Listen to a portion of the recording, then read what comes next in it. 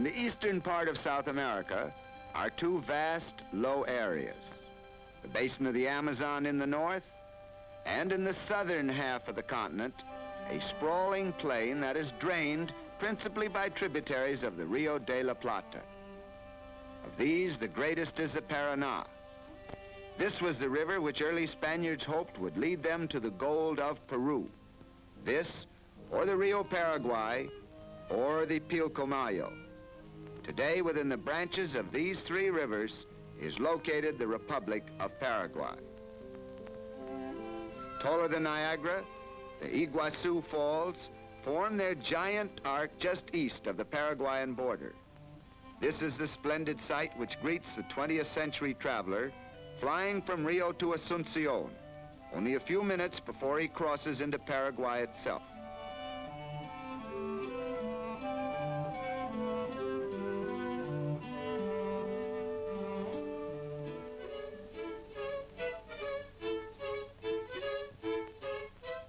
Almost as unchanged in 500 years as the thundering waterfalls are these Maca Indians, members of one of the few aboriginal tribes of Paraguay which have remained unabsorbed. In remote areas in the western part of the country, they continue to lead a simple, primitive life, clinging still to ancient rites and customs.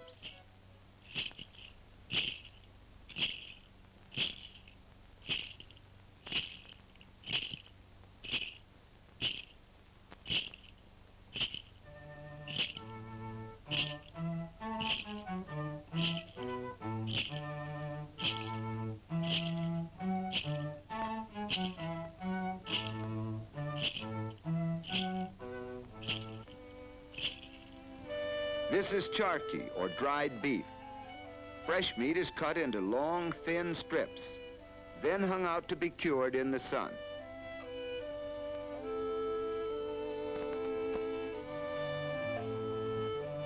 Belts are woven as they were hundreds of years ago.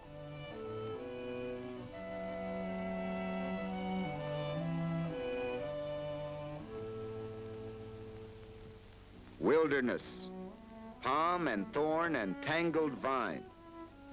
Then in 1602 came Paraguay's greatest colonizers, the Jesuits.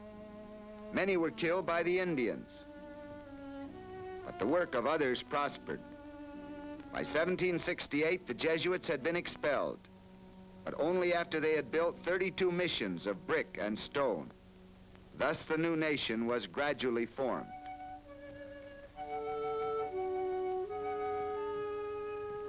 Some missions failed, yet among their desolate ruins, we see still traces of those unique Jesuit colonies where for more than 100 years, Spaniard together with native Indian created a self-contained economy and practiced communal living.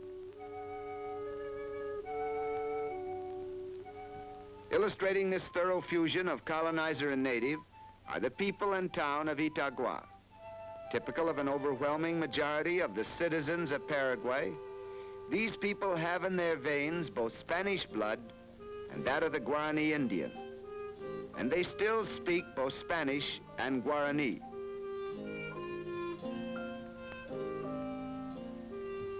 In the homes of Itagua, a traditional craft of the early Jesuits is still practiced. This is Paraguayan lace. This Paraguayan lace ranks easily with the best in the world. The Guarani word for this lace is nianduti, which means spider web.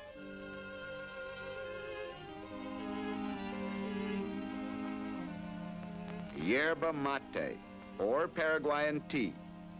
Skilled pruners strip off the tree's small, tender leaves, then roast and dry them over fires in special ovens. When hot water is poured over these mate leaves, the result is an excellent and healthful beverage. On the east bank of the Paraguay River lies Asunción, capital of Paraguay, and its chief center of population, industry, and culture. And since the river furnishes Paraguay's principal means of transportation to and from the outside world, the docks of Asunción present a constantly busy scene.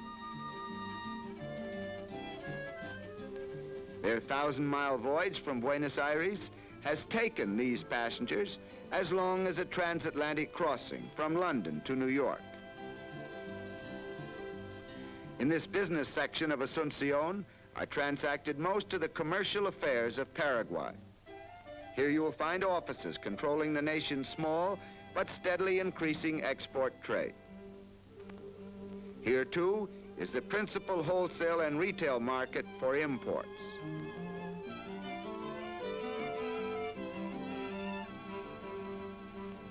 Scattered through other sections of the city, we find Asunción's architectural and historical monuments.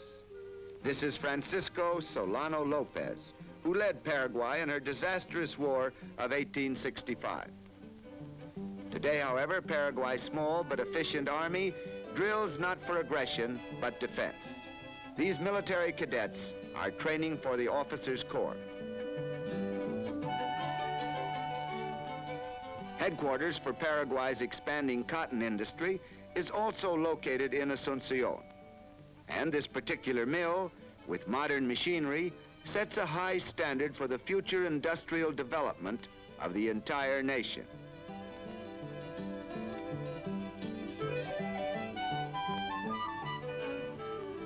Now, 2% of the land is under cultivation. Yet, agriculture rather than industry forms the backbone of Paraguay's economy. Here, a typical countrywoman who has just spent the day selling her vegetables in the Asunción market returns to her suburban home. This is typical of the average Paraguayan farm, where on a small plot of land, the farmer can harvest a crop sufficient for his needs. The climate is mild, similar to that of Florida, the rainfall ample, and the red clay soil fertile. Food is plentiful. There are no famines in Paraguay.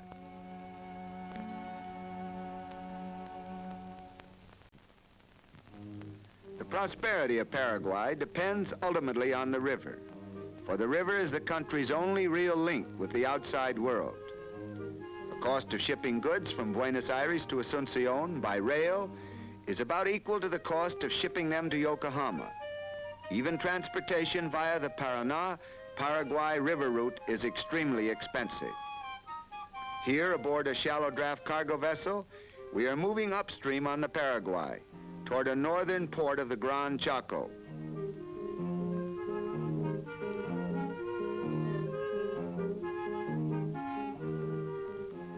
Divided among Argentina, Bolivia, Brazil, and Paraguay, the Gran Chaco, or Great Plain of South America, is geographically unique. Its swamplands and prairie stand in startling contrast to the rest of Paraguay. Paraguay, bisected by the river of its name. To the east, gently rolling hills. To the west, a low, flat plain, the Chaco. From September to April is the season of rains. Great shallow ponds form. When the dry season comes, the standing pools evaporate into air, and the sun bakes the earth to a dry, salty crust. With extensive development, this riverless plain might become one of the rich regions of the world. But today, most of it remains a wasteland, tough and forbidding as its cactus groves, and the thorny palo borracho, or drunken tree. Till 1926, a colorful profusion of butterflies and birds had the lonely land all to themselves. In that year, however, a group of Mennonites from North America and Europe made a start in the colonization and development of the Chaco. After years of trial and sacrifice, they have succeeded in making the reluctant Chaco earth yield them a livelihood.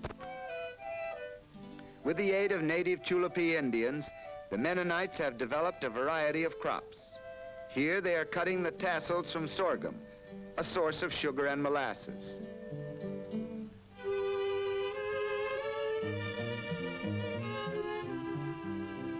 In spite of transportation difficulties, they are successfully marketing dairy products.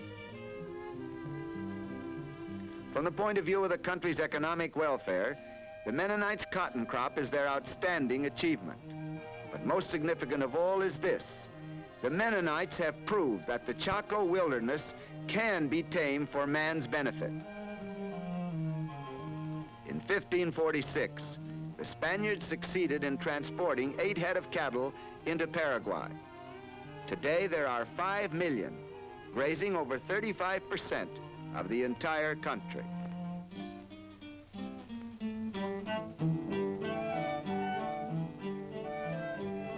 In modern frigorificos or meat-packing plants, the beef is boned and packed for export. Not only meat, but tallow and hides are valuable byproducts of Paraguay's cattle industry.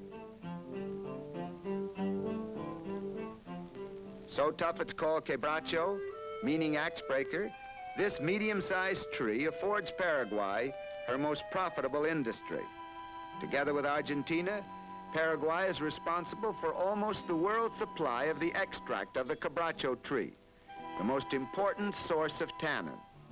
Stripped of its bark, the heartwood of the quebracho yields from 25 to 30% of this strong acid compound needed to tan leather. Workmen use the age-old principle of the lever to lift the heavy logs.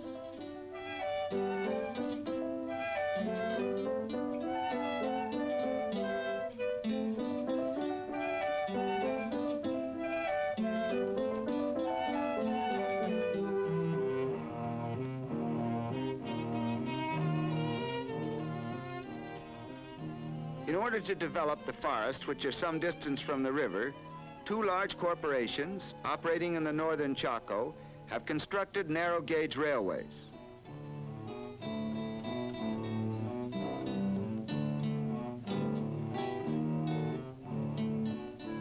One of these companies, an Argentine concern, makes its headquarters at the river port of Casado. Here, workers and their families take the necessary precaution of sleeping under nets, for insects thrive in the Chaco swamps, and malaria takes a steady toll of the careless or the unlucky.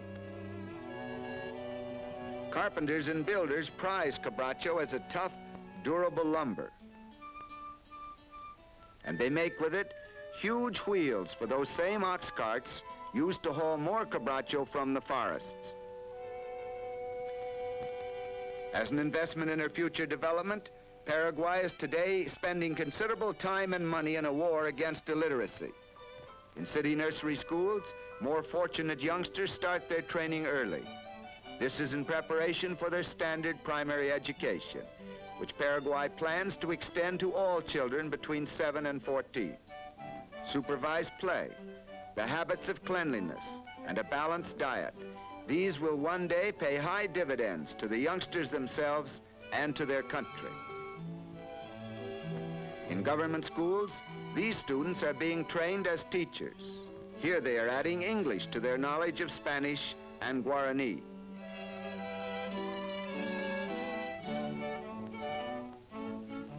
The babies receive their rightful share of attention too.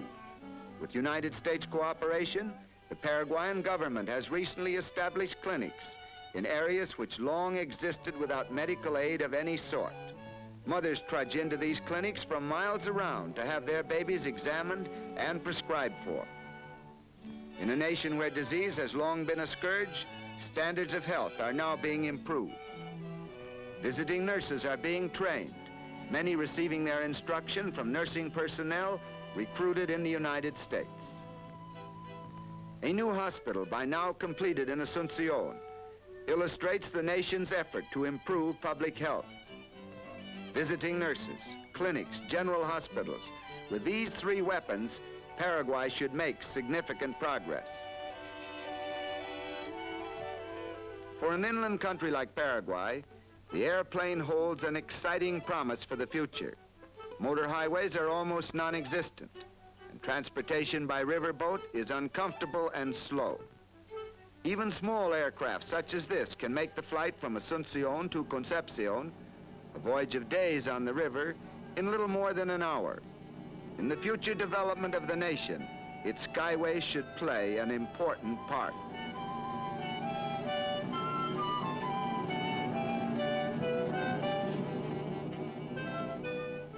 One thing is certain. Paraguay has today the opportunity to achieve that success which has so stubbornly eluded her during the past. Her children and her people are strong of body and have shown a willingness and an ability to learn. And the land they live in has been blessed by nature with a mild climate and productive soil.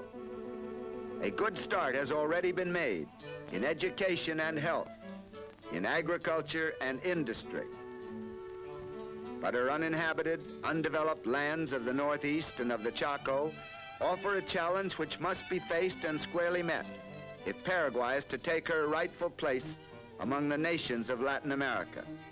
The ingredients for success are there: a good land and a good people. Properly developed and strongly directed, Paraguay has every chance to realize a sound and lasting prosperity.